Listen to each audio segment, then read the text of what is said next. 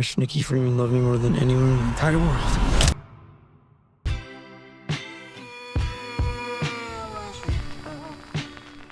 So the scene starts on a lonely night and we see Bear stalking Nikki's Instagram, and that's when she calls, bro, telling him to pull up to the bar, and he trying to act all mysterious about he got things to do, like, brother, your cat just died, you got nothing going on. So Bear goes to this shop because he's trying to get Nikki a gift, but that's when he sees the One Wish Wallow, and this is the exact moment where this brother signed his fate. And I need to talk about the fact that this thing is only $7. That is crazy work, bro. Like, bro, I just know the amount of freaky ass wishes made would be through the roof. Talking about I only got one wish. Let me get Bonnie Blue.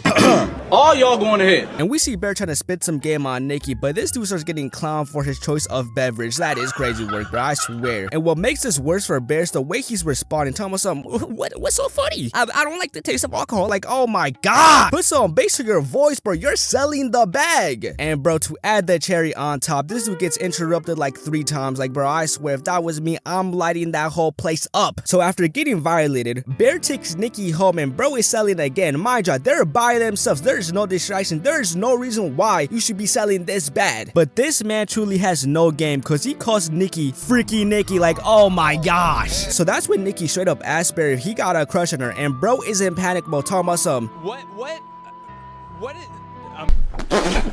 and out of pure disappointment, Bear pulls out the One Wish Wallow and wishes for Nikki to fall in love with him and him only. And that's when bro turns to his right and sees Nikki standing in the darkness. And this is where things start getting a little weird because Nikki's telling Bear to come inside, and bro honestly has no idea what to do. He's clearly had zero experience with the snow bunnies. And she gets in the car like, Brother, whoa, now. So Nikki tells Bear that her dad is dying, and that convinces him to bring her back home to, I guess comfort her. I don't really know. And they start making out, and that's when the real Nikki comes back and absolutely freaks out Bear. He got no clue what's going on. He's like, nah, you kissed me. Understandably so, he's not trying to catch a case. But this really does not matter because, if y'all seen the movie, y'all know what I'm talking about, bro. This man is sick in the head. But I'm not gonna lie, bro. Someone is tweaking out like that, they have got to go immediately. I am not trying to wake up with my limbs missing in the morning. I don't go for that. And bro, this man wakes up to seeing his deceased cat on the kitchen floor. Like, oh my goodness, this girl has lost her damn mind. This is the type of activity that would have Dr. Umar in disbelief. And manja, this is not the last time we see this poor cat be violated. And Bear is telling his boy about the crazy night he had with Nikki, and dude is like, oh yeah, my boy, you cracked, bring it in. Nah, bro, slow down. We were making out and out of nowhere she jumped out of the bed screaming. Wait. So what you're telling me is that you kissed her and she jumped off the bed screaming? Yes, bro, that's what happened. Nigga, that is rape. So after work, Bear does some research on the effects of being under the influence because him and his boy think that Nikki was on some Molly. But no. Little does this man know he created a demon worse than King Von in his prime. You have made a Super Saiyan Blue times Kaioken type of Psycho Snow Bunny. Brother, you are cooked. And speaking of the devil, she pulls up and look at how she's staring at Bear. She's casting her spell as we speak. We must stay focused, brothers. We must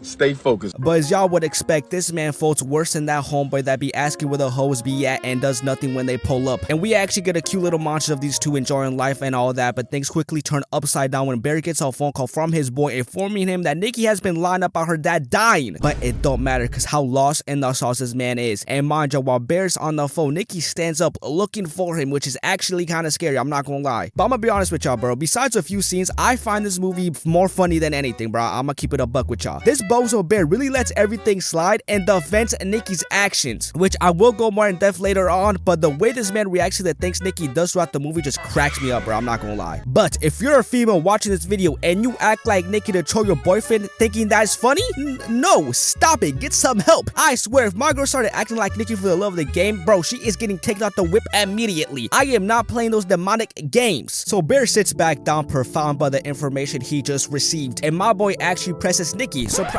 And that instantly switches Nikki's tone and facial expression, and she completely tweaks out in the restaurant, making a worse scene than an iPad kid getting his things taken away, bro. And she's yelling at Bear, talking about, I thought we were having a nice date. Like, bro, I swear this is the same line y'all be folding to. So Bear calms her down and she asks him one more time, why does it matter? And this man really responds with, it doesn't matter to me, and proceeds to crack. Like, bro, This is a sick Negro. and I've actually seen a lot of videos talking about how this scene really shows how Bear is the real villain of the movie, which I very much much do agree with, because bro, this man is he's just sick in the head, bro. Like, he's so insecure and just not confident at all, which is why he made the wish on Nikki instead of just expressing his feelings moments before. Like, mind you, he made the wish right after she asked him if he liked her. But my man voted worse than Devin Haney when he fought Ryan Garcia. This man is a straight goofy, bro. And bro, the amount of TikToks I've seen just clowning Bear have me crying, and y'all can imagine how wild the comment section is, bro. And bro, this scene is actually so funny because Nikki's straight tweaking, just standing in the corner, and Bear wakes up baffled on what's going on, and Nikki tells him to go back to sleep, and this goober actually listens like nothing weird is going on. And once those shenanigans are over and done with, bro is trying to go take a tinkle, but she yells at him to stay. Like, damn, my boy is getting done worse than flight. He can't even go to the bathroom no more. And bro, this is why I'm telling y'all, this movie just cracks me up, because this bozo sees that his door is covered in duct tape, and this dude just goes on by his day. He didn't even ask why this was done. And to make this scene even more wild, Nikki starts peeing herself when Bear leaves. Like, oh hell nah, bro, I swear. People be getting their dream girl and just let everything slide. Like, for example, this man has pulls up the Aisha Curry handbook and cooks up Bear's dead cat. Like, bro, when are we gonna let this poor cat rest in peace? Man, screw all this, man. The cat is the real victim here. And yes, Bear did realize that he's eating his own cat, but in his own words, Nikki is perfectly fine. Meanwhile, the door is covered in duct tape. Yeah, bro, this dude is worse than Diddy himself. So after work, Bear calls the One Wish Dweller to alter his wish. Like, this dude is so cooked in the head, bro. He really cares more about his stupid wish than bringing Nikki back. And the guy tells Bear that he's cooked. He did this to himself, and he got a moral obligation to be there for her. Oh, and another big detail I forgot to mention, the only way this wish can go away is if Bear dies. And bro, something crazy that happens is when Bear asks why Nikki just freaks out of nowhere, the guy asks him if he wants to talk to her, and all you can hear is the actual Nikki screaming in agony, bro, which makes the fact that all this man cares about is having his dream girl no matter what even more sickening. And Bear finds Nikki just dirty and sweaty, and I don't know what that is, but I'm pretty certain it is Dookie, which is so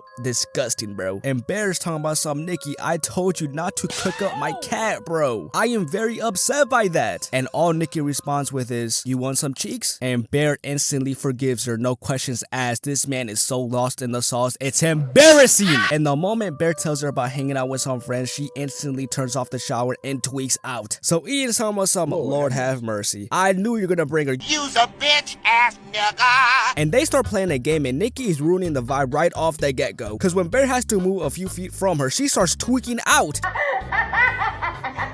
Is this nigga serious? So when it gets to Bear's turn, it turns out that he has to kiss Sarah, and Nikki is not about to let that happen. And the way she was just staring at Sarah genuinely had me on the floor crying, bro. I'm not gonna lie with y'all. I'm telling y'all, bro, they specifically kept this moment in because how goofy it is. And bro, everyone in that room is sick and tired of Nikki's shenanigans, and she starts rambling at how no one will know how it feels to love someone like how she loves a Bear. And after ruining the whole vibe, she tells everyone that she's just kidding, but then instantly takes it back. Like, bro, I swear, this movie has gotta be a comedy in secret. And that's when Nikki tweaks out again, but this one is the worst one yet, because she grabs a bottle and starts smashing her head with it. And y'all wanna know what Bear was doing? Absolutely nothing. This bozo is deadass just staring into the abyss while his hypnotized girlfriend is killing herself. Like, man, I just wanna smack this dude, bro. I'm telling y'all. And after having another psychotic argument and Bear dropping his infamous line of telling Nikki to just be normal, which is absolutely wild, bro, I ain't gonna lie. And we see him in bed, and that's when Sarah messages him telling him to pull up. She got something to tell him. And right before he leaves, you get a crazy character analysis, because the real Nikki tells Bear to put her out her misery. And that's when Bear says, what's wrong with being with me? I beg your pardon? Like, bro, this is not real love. Mind y'all, he literally said this a scene ago. He said it with his own mouth. So Bear actually sneaks out, and these two are just yapping, and Bear is somehow spitting a little bit of game. But that's when the saxophone started playing real loud, because Nikki pulls a Foxy popping out of nowhere and just violates Sarah by smashing her face into a brick for 23 seconds. I'm not even playing with y'all, bro. This scene got me, bro. I was in genuine shock watching this part of the movie, and as per usual, Bear is just perplexed, doing absolutely nothing. So out of pure desperation, Bear goes back to the shop to buy another wish willow to cancel out his wish, but that don't work. So he goes to his friend's house to get him to use his wish to save him, but bro does not believe him at all, and he accidentally uses his wish to get $1 billion. Hey bro, that is a W wish though, I ain't gonna lie. But Bear's just looking at him like, no. Bro knows he's finished. And when bro arrives back home, he finds his house just cooked. It's looking worse than Diddy's bedroom, bro. That is just wild. And while bro is getting yelled at, you can hear Ian in the background talking about some, yo Bear, I just got $1 billion. Bro, let's go to Miami and get a yacht. Yo, what is going on in there? Bro, what on earth is going on in here? Anyways, you did hear me though, right? And Nikki is pressing Bear, telling us Now, I tell you what, I like you and I want you. Now we can do this the easy way or we can do it the hard way. And bro, she proceeds to throw up on Bear like, oh hell no. And after getting violent, bro's able to get into the bathroom and dude has had enough of this life and grabs the pills and swallows them all. And Bear is just sitting there accepting his fate. And when he gets out the bathroom, he gives Nikki one last kiss before he falls to the ground and dies. And Nikki was really about to take herself out as well. But that's when the real Nikki comes back and finds Bear dead in her arms. And the movie ends with her having to see everything she did while being cursed.